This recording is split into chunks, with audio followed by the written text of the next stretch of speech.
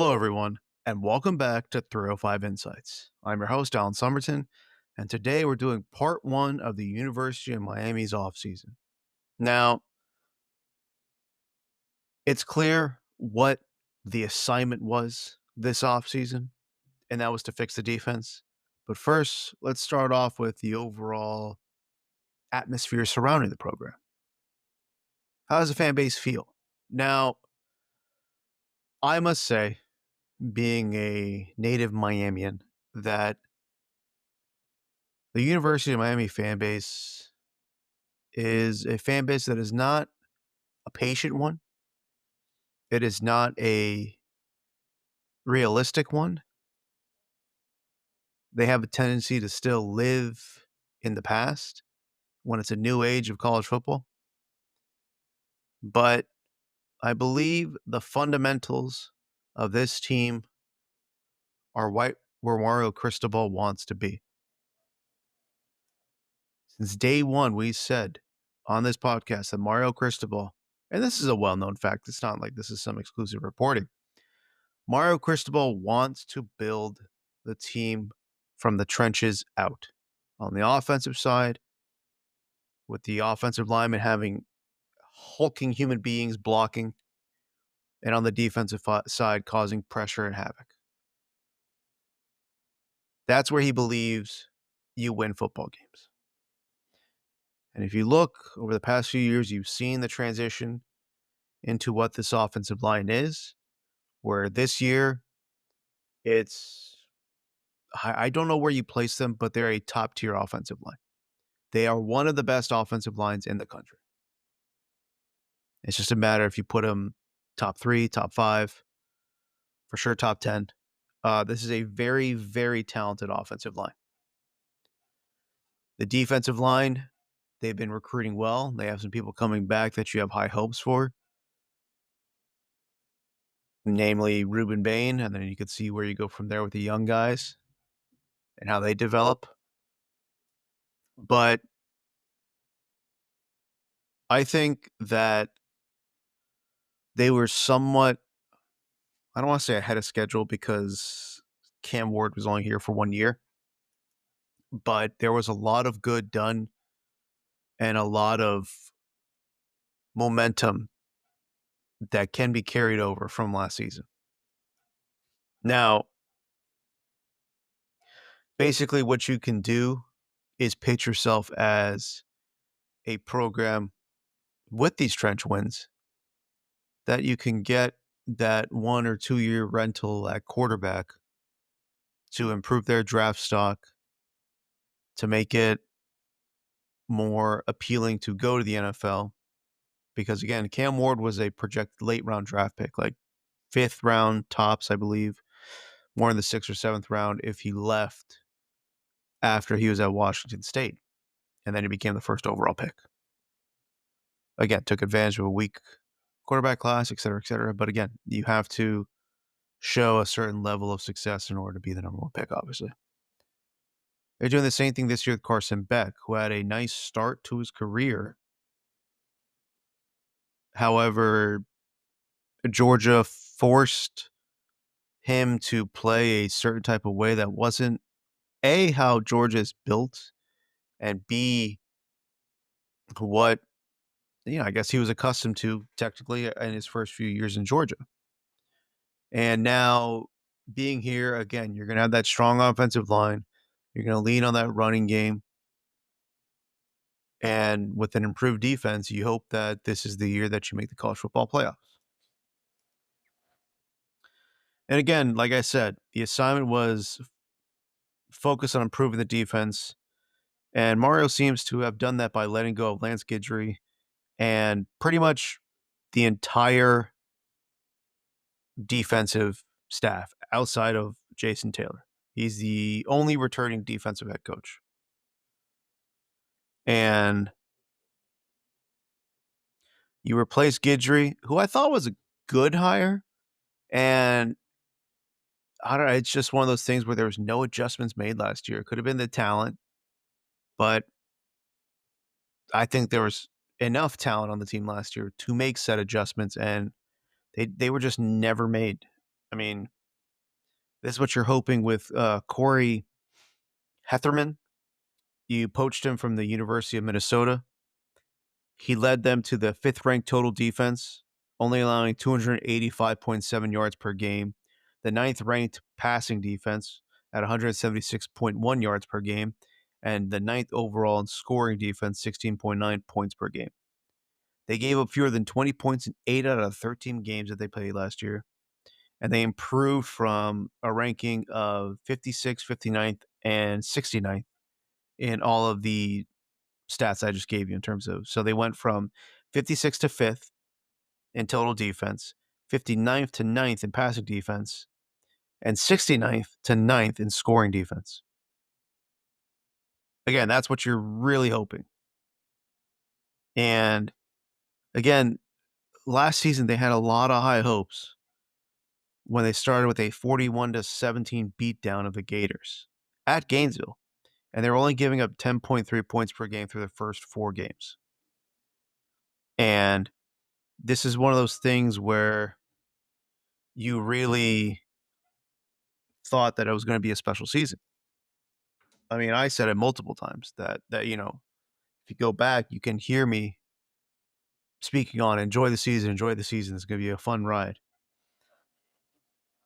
And you started off 9-0, but there was clearly major cracks in the defense once you started ACC play. You had that thriller against Virginia Tech at home. I actually went to that game. It was pretty incredible. You had the issues in the Cal game. But overall, they allowed 31.9 points per game in the final 9 games, costing them a spot at the playoffs by blowing a 21-0 lead to Syracuse at Syracuse, falling 41-38. And you blew that one of the best offenses in college football with that defense. And that's what you're hoping by bringing Corey in here, that he's going to make marketable improvements to the base aspect of the defense, because you brought in other people like Will Harris. He's a new safeties coach. He was previously a secondary coach at the University of Florida and assistant head coach for the LA Chargers in 2023. Now, Florida's secondary improved from 3 interceptions to 14 interceptions and 8.5 yards per attempt allowed to 7.3 yards per attempt allowed.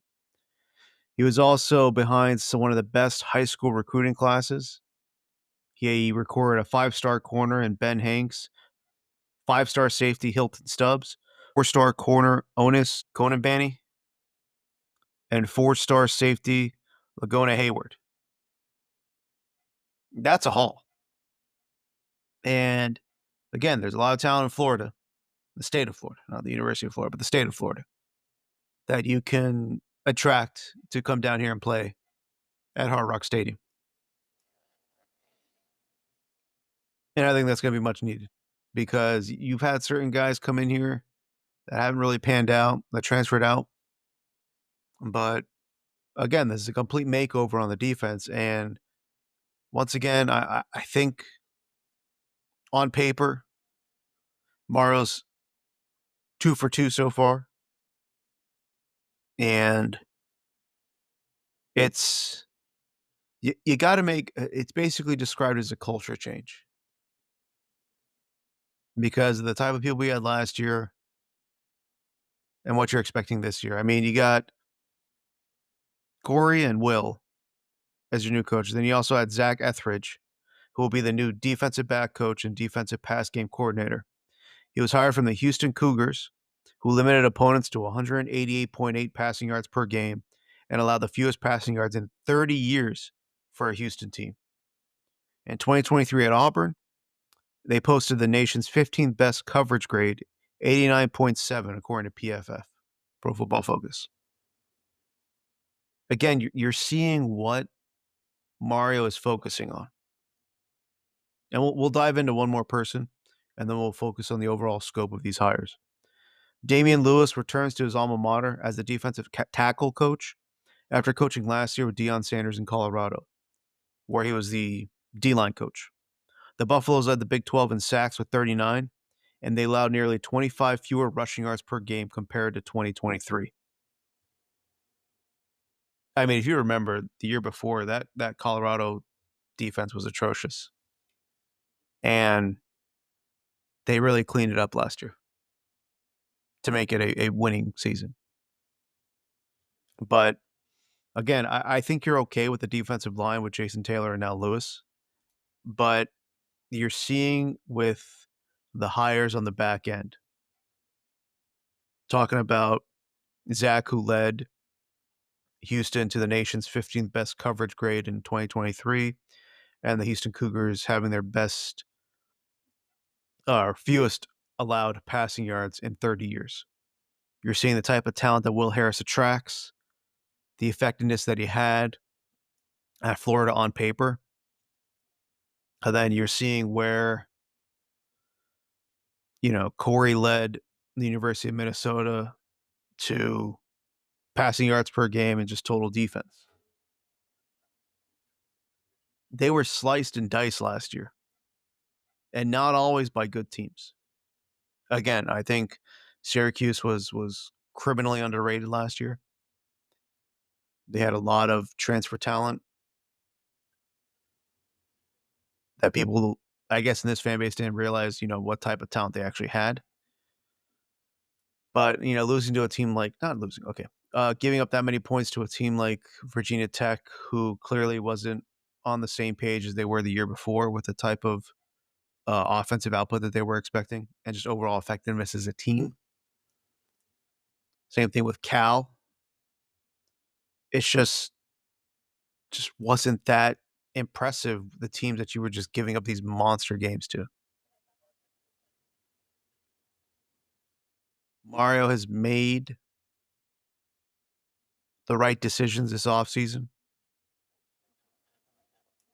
He knows, again, it's generic to say, every season is an important season, but you're starting to see the foundations in which he is building this team.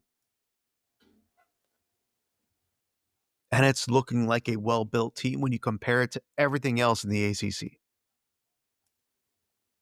It's clear that the University of Miami is going to be up there with Clemson for competing for the ACC championship. It's just a matter of how it plays out in the sense of the new staff and how effective they are at coaching up the talent. You cannot have these slip-ups. And there's a responsibility on Mario's side as well. For example, in the Syracuse game, kicking that field goal late in the game when your defense couldn't stop a nosebleed, not the best decision. The Georgia Tech game with the classic, he should have knelt the ball, you would have been fine. And you decide to run the ball. And even though I don't think he fumbled it, I think his elbow hit the ground. He was down before he fumbled it. But that's besides the point. You do not put your team in a position to do that. There is a responsibility that falls on Mario's shoulders to be a better head coach. I'm not disputing that. And that's what's going to be the difference between this team being in the upper echelon of college football and being a solid team where you're winning 9-10 games every year from here on out. You have to have hope in the sense that you're seeing Mario make these tough decisions in terms of letting go of talent. I mean, remember all the hype when he first came in. You had Kevin Steele, the former defensive coordinator at Auburn. You had Josh Gaddis, the guy who was coming from Michigan. You had all these like high-end hires, and you had to let him go after 1 year because of how disappointing things were. Despite Guidry's success in his first year, you had him let him go because what happened last year was an abomination.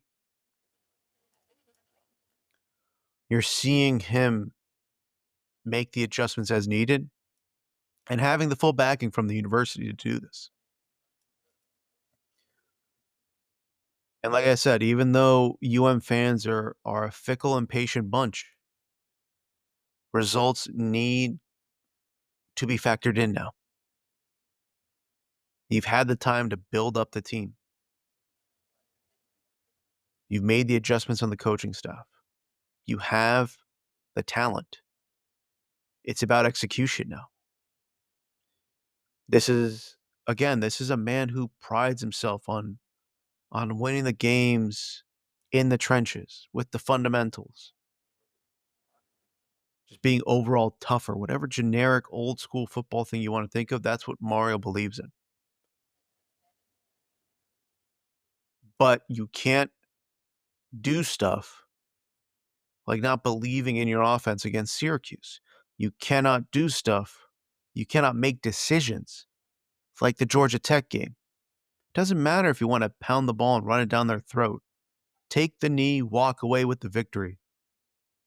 It's that simple.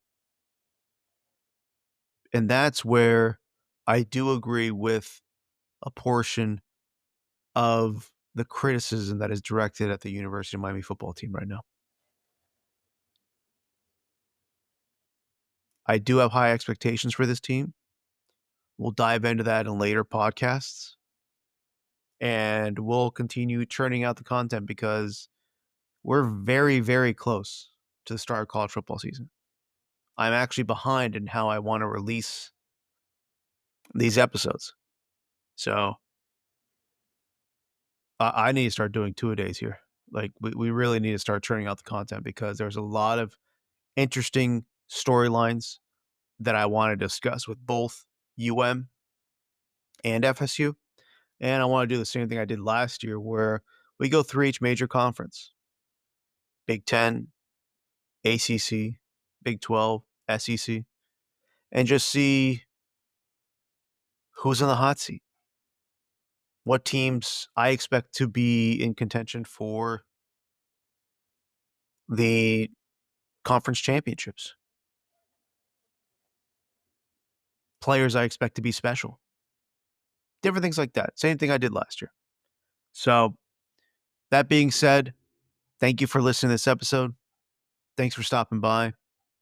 And you already know the drill. Find us on YouTube, 305 Insights. It's obviously the channel name.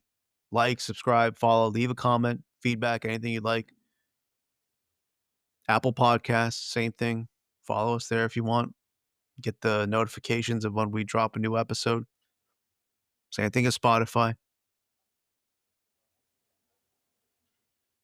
College football season is really close, folks. And I think this is going to be a really fun season.